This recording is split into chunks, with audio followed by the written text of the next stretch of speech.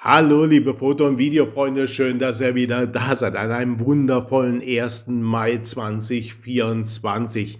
Die Sonne scheint, die Leute sind alle gut gelaunt und ich habe mir jetzt mal wieder gedacht, Mensch, nachdem ich vor 2 Wochen verunfallt war und mir 2 Rippen gebrochen habe, jetzt wird es dann doch endlich mal wieder an der Zeit, ein kleines Video zu produzieren für euch. Und da wäre ich schon. Heute möchte ich euch einen Fotografen vorstellen, der zur Adorama-Familie gehört. Adorama ist ein großer Vertrieb von Foto- oder Medienprodukten allgemein in New York, also ein Verkaufsladen, ein Versandhandel auch. Und die produzieren auch eben eigene Videoreihen, um ihre Produkte auch aktiv den Leuten zu präsentieren und vorzustellen. Und zu dieser Familie gehört auch der Pai Jirsa, den wir jetzt im folgenden Video sehen werden. Es sind aber auch noch einige andere dabei, zum Beispiel Gavin Howie, den kennt ihr sicherlich, habe ich auch schon mal in einem Video präsentiert, oder Mark Wallace, den man schon sehr lange bei Adorama regelmäßig begrüßen darf, um Fotokenntnisse weiterzugeben. Und das macht eben dieser Pai Jirsa genauso. Ich verlinke euch alles Wichtige auch zur Person beziehungsweise auch zu Adorama dann unten in der Beschreibung dieses Videos. Und dann könnt ihr euch das mal anschauen. So, im heutigen Video geht es darum, wie Pai euch mit einem Model zeigt, wie man mit einfachsten Mitteln eine schöne Studioaufnahme realisieren kann, nämlich mit nur einem weißen Durchlichtschirm, mit nur einem Speedlight und mit nur einem ganz einfachen Stativ. Natürlich verwendet ihr eine teure Kamera, aber das könnt ihr mit eurem Equipment genauso machen und genauso schön umsetzen, wie er das hier jetzt im Folgenden zeigen wird. Dann wünsche ich euch viel Spaß.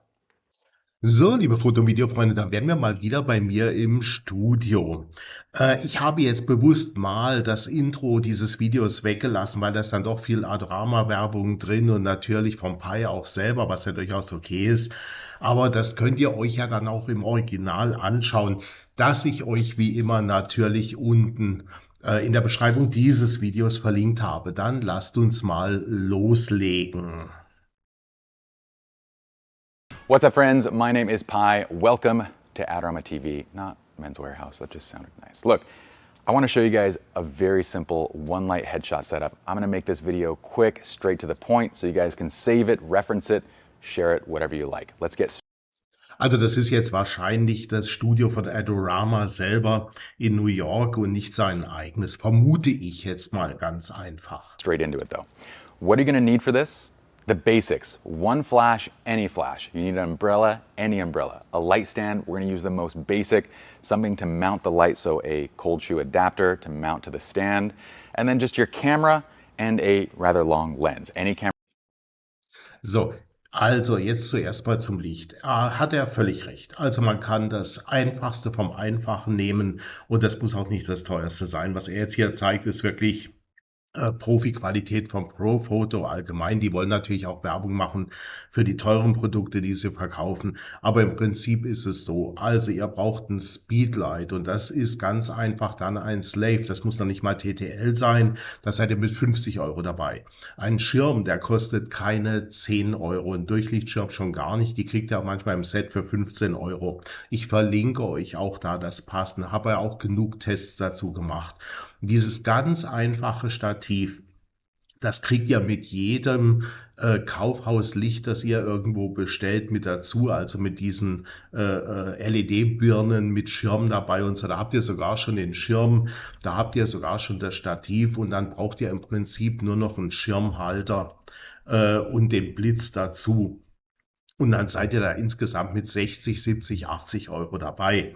Das Teure ist dann natürlich die Kamera. Works, and I'd recommend for lens anything 85 and beyond. So 85, 7200 at 85. You can go wider, but you're going to start getting distortion. So 85. Naja, da bin ich jetzt nicht ganz seiner Meinung. Also gut, Kamera ist auch egal. Natürlich, da könnt ihr jede DSLR nehmen oder auch Kompaktkamera, die über einen Blitzschub verfügt, sodass ihr zum Beispiel den Blitz dann triggern könnt.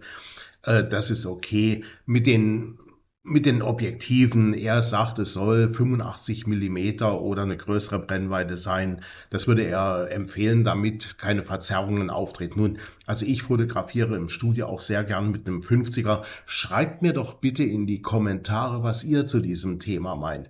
Was ist für euch für Porträtfotografie die beste Brennweite? 5 and beyond is totally fine. You pick and choose the variables. Let's introduce our lovely model. You'll need someone to photograph. This is Kiara. Y'all might recognize her from past awesome videos. I'm going to start with step 1. Ja, das glaubt man nicht, dass das dasselbe Mädchen ist, ne? Sie scheint aber gute Laune zu haben. Das ist schon mal eine Grundvoraussetzung für schöne Fotos. Und sie arbeitet offensichtlich auch gerne mit ihm zusammen. Wie man ja gesehen hat, es gab schon mehrere Shootings auch für Adorama. I want you guys to dial in your composition and your ambient light. So figure out what you're shooting and why. What I'm going to do is actually have Kiara sit. I'm going to explain why in just a second. But I'm going to shoot her into this darker background. What I like for my headshots is a simple background. It can be dark, it can be bright, it can be whatever you like, but something that allows the person to kind of shine, right? Also da gibt er sich jetzt gleich mal. Das ist natürlich für den Anfänger jetzt nicht so eine einfache Geschichte. Also er fotografiert sie mit dem schwarzen Haar vor einem schwarzen Hintergrund. Da tauchen dann natürlich ein paar kleinere Probleme, was das Kontrastverhältnis von den Haaren zum Hintergrund angeht, auf. Ich habe aber auch gerne schon so fotografiert. Mir macht das auch Spaß. Ich muss nicht unbedingt ein Rahmenlicht haben um eine Person, damit man auch jedes Detail der Haare gegen den Hintergrund erkennen kann. Schaut mal, was er jetzt macht. Das mache ich grundsätzlich auch. Now let's dial in the ambient light. Now for this scene, I want to nix all the window light. I want to shoot with just the flash. So what I'm going to do for ambient light, I'm going to go to like f5.6. I like to close down a bit, not shoot wide open, because I don't want the eyes sharp and the nose blurry, okay? So go crazy with this. You know, feel free to close the aperture a bit. It's okay. You're not going to break your lens.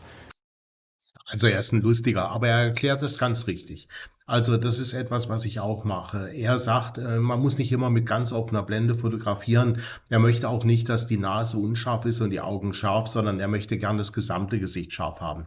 Ich persönlich fotografiere bei mir im Studio gerne mit einer f8. Also 5.6 ist bei mir das allerkleinste der Gefühle. Das liegt aber auch an meinen Studioblitzen, die doch sehr viel Kraft haben. Hier mit dem Speedlight könnte er natürlich sogar noch weit offener gehen, da man das sehr gut runterregeln kann. Aber er hat völlig recht. Also Leute, man kann etwas im Nachhinein gut unscharf machen. Aber etwas Unscharfes im Nachhinein nachher wieder scharf hinzulügen, das wird etwas problematischer. Also von daher würde ich auch lieber mit einer geschlosseneren Blende fotografieren. Und er macht jetzt das, was ich grundsätzlich auch mache. Er will das Hintergrundlicht, was durch die Fenster reinkommt, ausschalten, indem er die Blende so weit schließt, dass das Umgebungslicht eben nicht mehr wirkungsvoll zutage tritt. I'm just playing around, you know. Sometimes we just always want it. You get it. Okay, so from here, I'm going to go to 400 ISO, just so I have barely a little bit of light kind of poking in. I might even go to 100 ISO, sorry, 200 ISO, 1/200th, f5.6, and boom, you get this incredible exposure. Ja, warum er jetzt mit ISO 200 fotografiert, ist mir nicht ganz klar. Ich meine, bei anderen Kameras ist es ja die nominale ISO, die niedrigste, aber hier mit einer 200 Sekunde f5.6, er könnte auch ohne weiteres noch weiter runtergehen. Aber man sieht, sie ist schon fast völlig schwarz, also das Umgebungslicht ist fast komplett ausgeblendet. Ich nenne das immer, ich mache meinen Schwarzschuss, was nichts mit meinem Namen zu tun hat, sondern ich will erreichen, wenn ich auslöse ohne Blitz, dass das Umgebungslicht völlig ausgeschlossen ist und ich ein schwarzes Bild erhalte. Macht er hier auch, ist völlig korrekt. Look, if you're looking at that and going, hey, Pi, that's almost pitch black. Yeah, you're right. We did what we should. We nixed all the ambient light. So now we can go ahead and modify our light source. So that's step 2. We're going to modify our light. And clearly, if we're shooting with no light, we need to add our light source. So what I'm going to do, grab our flash. This is a Profoto A1. But like I said earlier, use any flash you like. It's being mounted to a Magmod cold shoe. This is super. Ja, das ist jetzt natürlich wieder die übliche Werbung für die Produkte, ganz klar. Super handy, you can put umbrellas and just kind of adjust the angle very easy, and it's on top of a Manfrotto NanoStand, kind of my go-to portable setup. Very easy to do, and depending on what you choose for your flash, also very affordable. I'm gonna grab an umbrella. An umbrella is an umbrella is an umbrella. Go ahead and get that mounted. Now, like all my videos, I like to give little tips and tricks along the way, and there are going to be little bonus tips in here too, so stick around. I should have said that at the beginning, right? Because some people have already tuned out. I should have said at the beginning, stick around for the tips and tricks. The whole thing is, you know what, it's fine. You were Sie weiß gar nicht, was sie sagen soll. Er nimmt sie ein bisschen auf den Arm. Aber es ist ganz nett. Also er wird jetzt dann auch noch einen kleinen Trick verraten, den ich selber so jetzt gar nicht gewusst habe. Aber das werdet ihr jetzt gleich sehen. You were in another space right now, and it's okay. Yes, no started.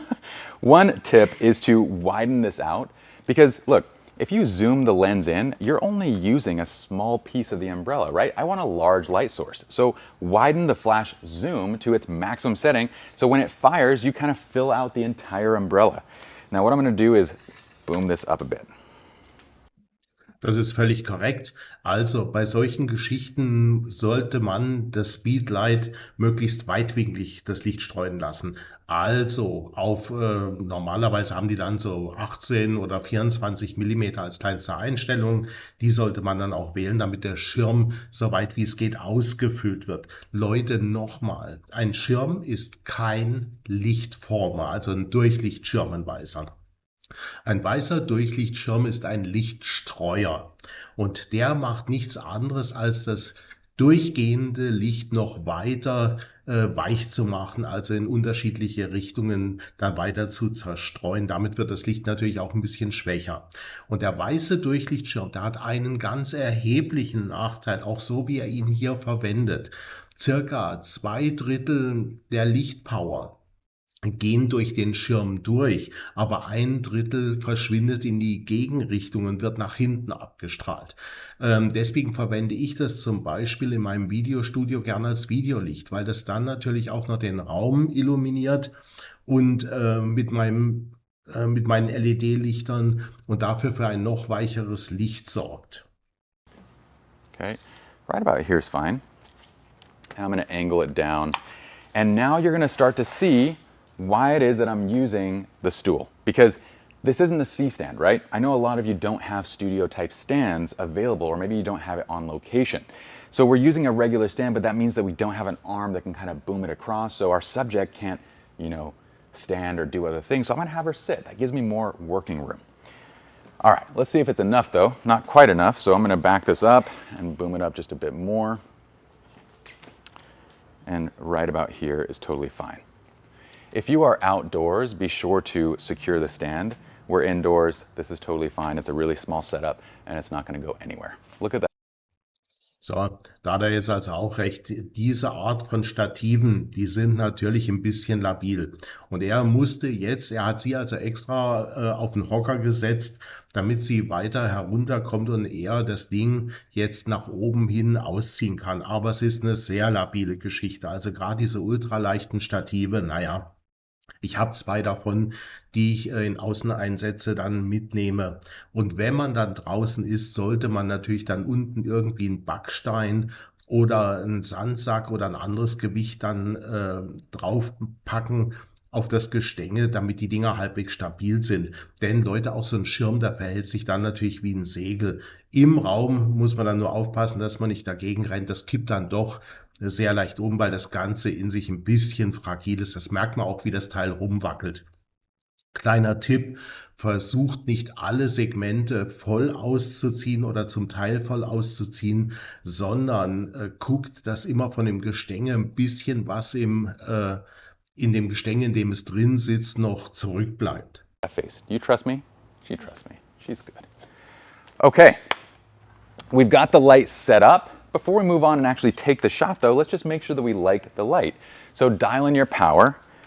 I am at, let's see, 200 ISO. And if you're wondering why at 200 ISO, well, I can shoot this at 200 or even at 400 ISO and still have really no ambient light in the shot. And the benefit is that I can lower the flash power a bit. So I don't need to use a lot of juice, right? This is at 7. Let's put it at like 6 and just see what the light looks like. Leute, das mit 7 oder 6 oder wie das da dann im Blitz eingestellt ist, das ist natürlich vom Blitz zu Blitz völlig unterschiedlich. Das hat also überhaupt keine Relation, sondern wahrscheinlich geht die Skala bis 10. Also er kann jetzt natürlich mit sehr reduziertem Licht abfeuern. Dann brauchen die Blitze auch nicht so viel Energie und deswegen ist er dann auch auf ISO 200 gegangen. Einfach um den Blitz zu schonen und natürlich den Akku. And take a little shot. Hey, Ja, schönes you Licht. guessed it right on. That looks very, very nice. Okay, so a couple things that I'm noticing. This looks really good. I want to point out one thing. Notice how the actual light itself is directly in front of her, going top down, kind of at an almost 45-degree angle from the face. So the face is here, the light's kind of right here, right?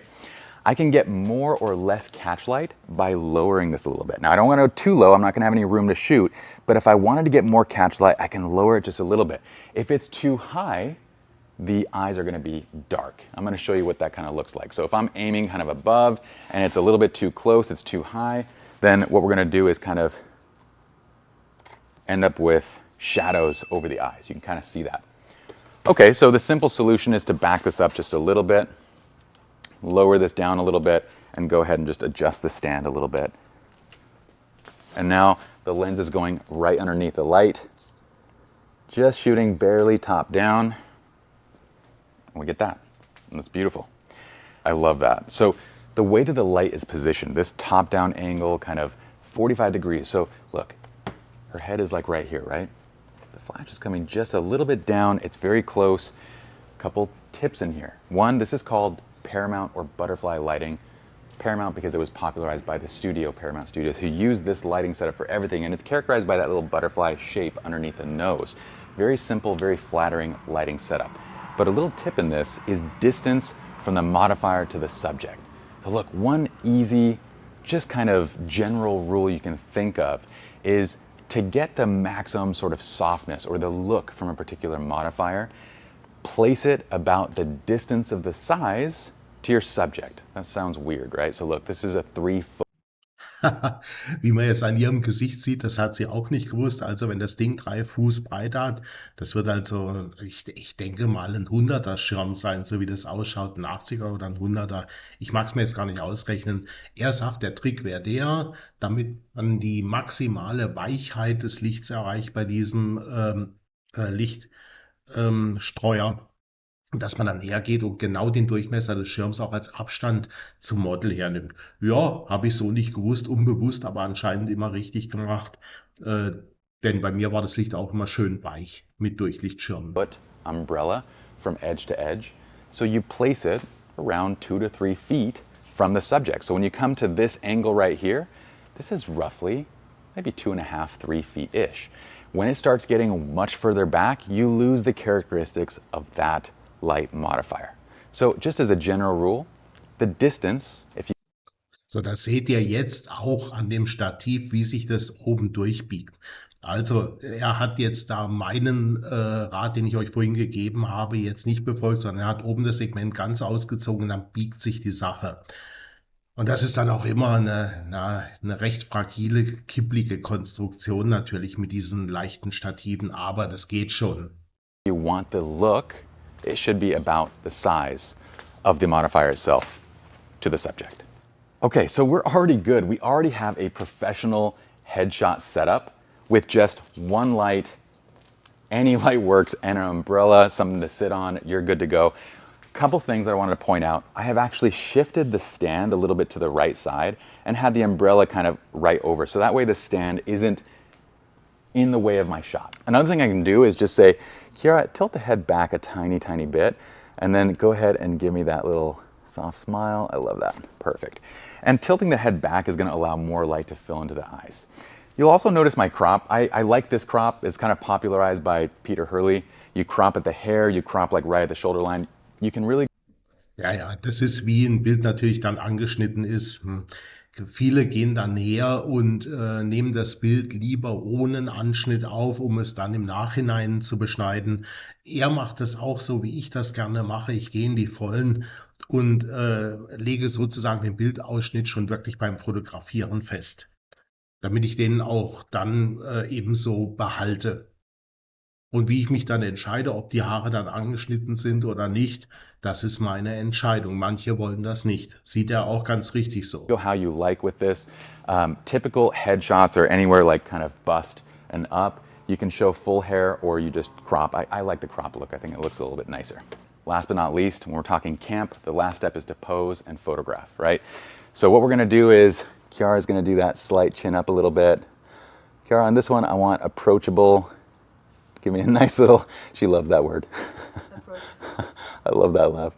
That's cute. Perfect. Squint the eyes just a tiny bit, like Peter says. Do a little squinch. There you go. Oh, I love those. Those are already fantastic. Okay. Couple quick tweaks and tips that you can do from here. So let's say I don't have another light. If you wanted another light, you could add another fill light coming bottom up, and there's advantages to that, but I want to keep this a one light setup, right? For whatever reason, you don't have another light. Here's a simple approach. You're just gonna put in a reflector. Now I'm gonna put this on an apple box so I don't have to hold it, but look, the easiest option is to have her hold it with the bottom hand and you hold it with this hand, okay? Ja, da bin ich jetzt nicht ganz seiner Meinung.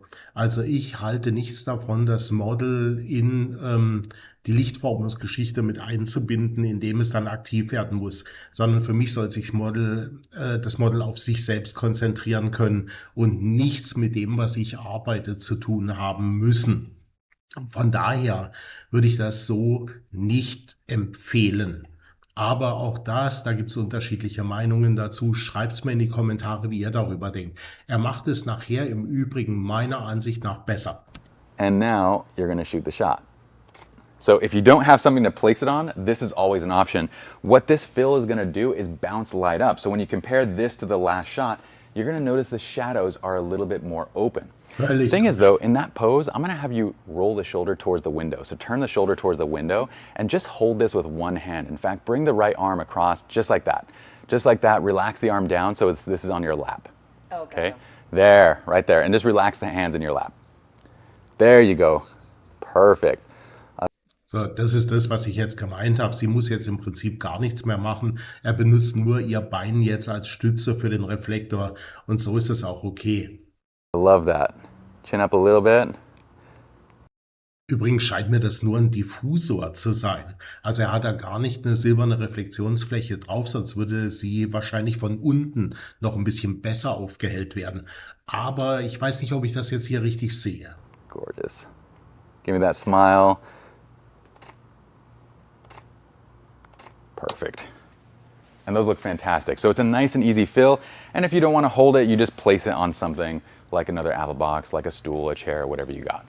But that's a very easy way of modifying this setup. So that's as easy as it gets. A one light professional headshot setup. And hopefully this was like less than 10 minutes. Totally worth your time. If it was, look, it's weird asking, but I'm gonna do it anyway.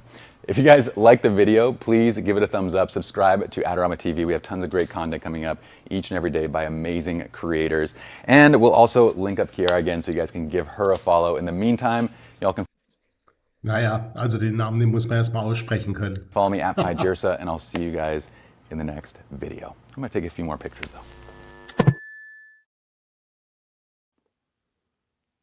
Ja, und ihr seht, auch mit einfachstem Equipment ist das sehr beeindruckend, was man damit schon erreichen kann.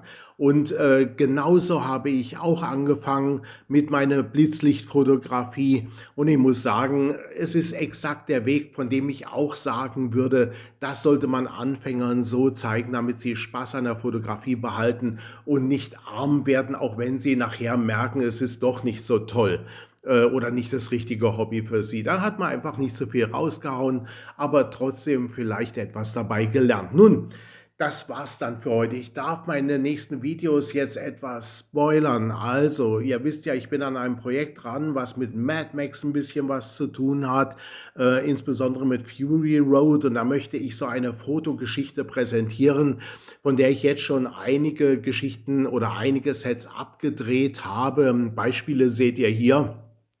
Und auch dann in Videos erklären, wie ich das Ganze aufgebaut habe. Das geht jetzt schon fast 2 Jahre, dass ich dieses Projekt im Kopf habe oder daran arbeite. Ich musste einkaufen, ich musste 3D-Drucker anfertigen, ich musste Accessoires, also Props, also Requisiten basteln und umsetzen. Und wie das Ganze jetzt dann abgelaufen ist und wie ich nachher quasi eine virtuelle Welt realisiert habe, die diesem Mad Max-Universum nahe kommt. Das zeige ich euch dann in irgendeinem der nächsten Videos. Es wird nicht mehr lange dauern.